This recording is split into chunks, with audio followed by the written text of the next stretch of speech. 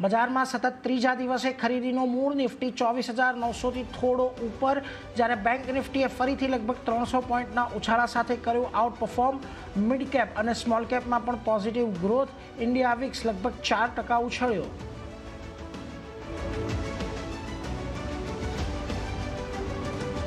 આજે કેપિટલ માર્કેટના શેરોમાં સૌથી મોટો ઉછાળો. ઇન્ડેક્સ લગભગ 1% વધ્યો. બીએસસી ફ્યુચર્સમાં લગભગ 3%ના ઉછાળા સાથે ટોપના ગેઇનર્સમાં સામેલ. તો એનબીએફસી, આઈટી અને કેપિટલ ગુડ્સમાં પણ ખરીદી, જ્યારે મેટલ, ફાર્મા અને ઓટો શેરોમાં નફા વસૂલી. મજબૂત ત્રિમાસિક અપડેટ પર બજાજ ફાઇનાન્સ લગભગ 3% વધ્યો. નિફ્ટીના ટોપ ગેઇનર્સમાં સામેલ. ત્યાં જ કોટક મહિન્દ્રા બેંક અને યુકો બેંકના ડિપોઝિટ અને નેટ એડવાન્સીસમાં સારી ગ્રોથ સાથે અહીં પણ ખરીદીનો માહોલ.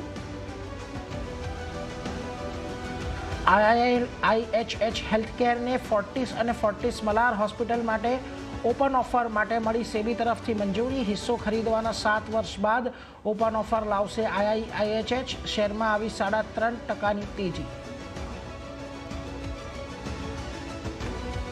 CNBC બજાર એક્સક્લુઝિવ સમાચાર પર મહોર. આદિત્ય બિરલા લાઇફસ્ટાઇલમાં થઈ બ્લોક ડીલ. 7.31 કરોડ શેર્સમાં નોંધાયો મોટો સોદો. 998 કરોડની છે ડીલ. 136 પ્રતિ શેર બેઝ પ્રાઇસમાં થયા સોદા. અને આ સપ્તાહે પ્રાઇમરી માર્કેટમાં જોરદાર એક્શન. આજથી ખુલ્યો ટાટા કેપિટલનો IPO. 310થી 326 રૂપિયાની પ્રાઇસ બેન્ડ. કંપનીની આશરે 15,500 કરોડ એકત્ર કરવાની યોજના. ત્યાં જ કાલે ખુલશે LG ઇલેક્ટ્રોનિક્સનો IPO.